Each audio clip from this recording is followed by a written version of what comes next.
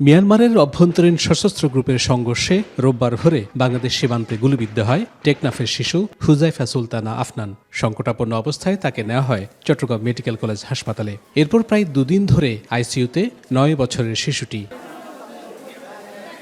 হুজাইফার মাথায় জটিল অস্ত্রোপচার হলেও গুলিটি বের করা সম্ভব হয়নি। চিকিৎসকরা বলছেন আইসিইউতে তার কিছুটা উন্নতি হলেও অবস্থা এখনো সংকটাপন্ন। বুলেট ইনজুরি, তার এই বুলেটটা এদিক দিয়ে ঢুকে গিয়ে এই ব্রেনের মাথার খুলি এবং এই মেরুদণ্ডের এই সংযোগের মধ্যে সেটা স্টাক হয়ে আছে, হ্যাঁ, এবং সেটা এখানে রক্তনালীকে ব্লক করে দিয়েছে, যার জন্য হয়েছে কি ব্রেনের একটা অংশে রক্ত সরবরাহ বন্ধ হয়ে গিয়েছে, ফলে তার ব্রেনের এই অংশটা অকার্যকর হয়ে গেছে, এখন ফুলে গেছে।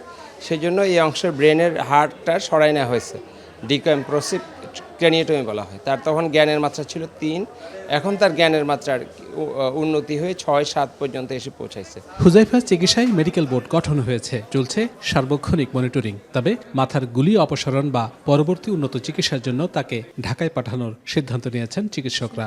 ওনারা মেডিকেল বোর্ড গঠন করে সিদ্ধান্ত নিয়েছেন যে এটাকে রেফার করে ঢাকাতে প্রেরণ করা দরকার, সেখানে উন্নত চিকিৎসা তার প্রয়োজন হবে, সেখানে যেন তার সুচিকিৎসা নিশ্চিত হয় সেই বিষয়টা আমরা এখান থেকে হাসপাতাল কর্তৃপক্ষ এবং আমরাও এটা তত্ত্বাবধানে রাখবো। আপনার যে গুলিটা ওখানে আছে আপনার, ওটাকে আমরা বলি ব্রেনের ভাইটাল সেন্টার।